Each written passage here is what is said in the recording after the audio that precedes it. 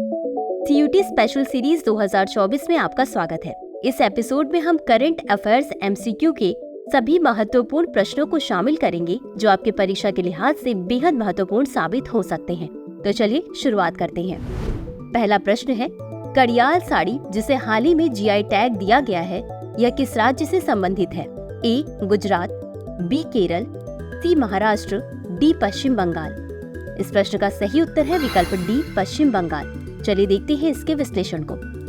राष्ट्रीय GI drive mission के हिस्से के रूप में पश्चिम बंगाल की कड़ियाल साड़ी को भौगोलिक संकेत यानी जीआई टैग प्रदान किया गया है।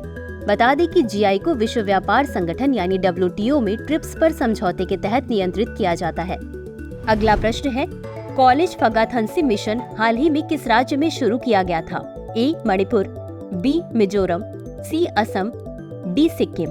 इस प्रश्न का सही उत्तर है विकल्प ए मणिपुर। चलिए देखते हैं इसके विश्लेषण को। कॉलेज फगाथनसी मिशन मणिपुर सरकार के उच्च शिक्षा विभाग द्वारा शुरू किया गया था। इसका लक्ष्य 2030 तक मणिपुर के सरकारी कॉलेजों में उच्च शिक्षा प्रदान करने के लिए सभी बुनियादी सुविधाओं को सुनिश्चित करना है। अगला प्रश्न है, विश्व रोजगार और सामाजिक आउटलुक रिपोर्ट किसके द्वारा प्रकाशित की जाती है? ए ILO, बी WEF, सी WTO या डी यूनेस्को। इस प्रश्न का सही उत्तर है विकल्प ए ILO। चलिए देखते हैं इसके विश्लेषण को। विश्व रोजगार और सामाजिक आउटलुक रिपोर्ट अंतर्राष्ट्रीय श्रम संगठन यानी ILO द्वारा जारी की गई है। विश्व रोजगार और सामाजिक आउटलुक 2024 रिपोर्ट के अनुसार वैश्विक बेरोजगारी दर 2024 में बढ़ने वाली है और बढ़ती असमानताएं और स्थिर उत्पादकता चिंता का कारण है। अगला प्रश्न है, हाल ही में किसने लगातार चौथी बार बांग्लादेश के प्रधानमंत्री के रूप में शपथ ली? ए शफीकुर रहमान बादशाह, बी मौलाना शखावत, सी शेख हसीना, डी बदरुद्दोजा अहमद शुजा। इस प्रश्न का सही उत्तर है विकल्प सी शेख हसीना। चलिए देखते हैं इसके विश्लेषण को। हाल ही में शेख हसीना ने 12वें प्रधानमंत्री के रूप में शपथ ली। वह बांग्लादेश के संस्थापक शेख मुजीबुर रहमान की बेटी है। बता दें कि शेख हसीना 2009 से रणनीतिक रूप से स्थित दक्षिण एशियाई राष्ट्र पर शासन कर रही हैं। वह दुनिया की सबसे लंबे समय तक सेवा करने वाली महिला शासन प्रमुखों में से एक है। अगला प्रश्न है, घुड़सवारी खेल के लिए अर्जुन पुरस्कार जीतने वाली पहली महिला एथलीट कौन बनी है? ए सुदीप्ति हजेला, बी दिव्यकीर्ति सिंह, सी हृदय छेदा, डी पार्वती बायराम जी। इस प्रश्न का सही उत्तर है विकल्प बी दिव्यकीर्ति सिंह। चलिए देखते हैं इसके विश्लेषण को। दिव्यकीर्ति सिंह ने घुड़सवारी के खेल में अपनी उपलब्धियों के लिए प्रतिष्ठित अर्जुन पुरस्कार प्राप्त करने वाली देश की पहली महिला बनकर भारतीय खेलों में इतिहास रच दिया है। वह भारत के राजस्थान राज्य से संबंधित है। अगला प्रश्न है, शून्य दोष शून्य प्रभाव यानी JED योजना किस मंत्रालय की एक पहल है? ए कोयला मंत्रालय, बी वाणिज्य एवं उद्योग मंत्रालय, सी कॉर्पोरेट कार्य मंत्रालय, डी सूक्ष्म लघु और मध्यम उद्यम मंत्रालय। इस प्रश्न का सही उत्तर है विकल्प डी सूक्ष्म लघु और मध्यम उद्यम मंत्रालय। चलिए देखते हैं इसके विश्लेषण को। जीरो डिफेक्ट जीरो इफेक्ट यानी JED योजना 2016 में MSME मंत्रालय द्वारा शुरू की गई थी। JED के कार्यान्वयन के लिए क्वालिटी काउंसिल ऑफ इंडिया यानी QCI को राष्ट्रीय निगरानी और कार्यान्वयन इकाई के रूप में नियुक्त किया गया है। अगला प्रश्न है, राष्ट्रीय स्टार्टअप दिवस कब मनाया जाता है?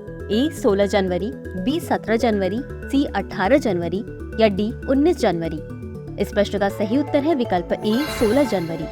चलिए देखते हैं इसके विश्लेषण को।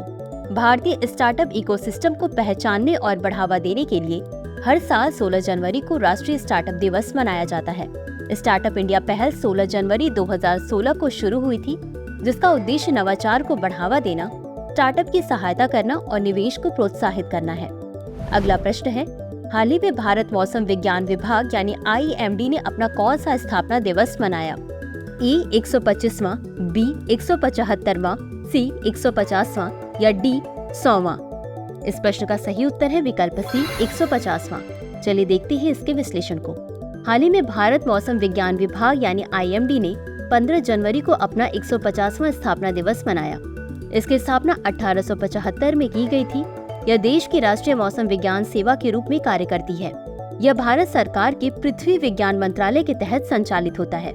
अगला प्रश्न है, ग्लोबल कोऑपरेशन बैरोमीटर 2024 किसके द्वारा जारी किया गया है?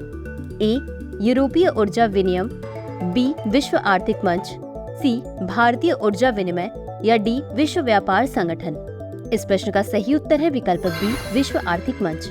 चलिए देखते हैं इसके विश्लेषण को। मैकिन्से एंड कंपनी ने ग्लोबल कोऑपरेशन बैरोमीटर 2024 तैयार करने के लिए विश्व आर्थिक मंच यानी WEF के साथ सहयोग किया है। इसने वैश्विक सहयोग के 5 स्तंभों को मापने के लिए 2012 से 2020 तक 42 संकेतकों का उपयोग किया। अगला प्रश्न है, भीतरकनिका राष्ट्रीय उद्यान कहाँ स्थित है? ए ओडिशा, बी झारखंड, सी पश्चिम बंगाल, डी तेलंगाना। इस प्रश्न का सही उत्तर है विकल्प ए ओडिशा। चलिए देखते हैं इसके विश्लेषण को। भीतरकनिका राष्ट्रीय उद्यान ओडिशा में 672 किलोमीटर के विशाल क्षेत्र में फैला हुआ है। यह भारत का दूसरा सबसे बड़ा मैंग्रोव पारिस्थितिकी तंत्र है जो खारे पानी के मगरमच्छों का प्रजनन स्थल है। तो चलिए अंत में देखते हैं आज के अभ्यास प्रश्न को। द्विपक्षीय श्रृंखला के लिए ICC द्वारा नियुक्त पहली तटस्थ महिला अंपायर कौन बनी है?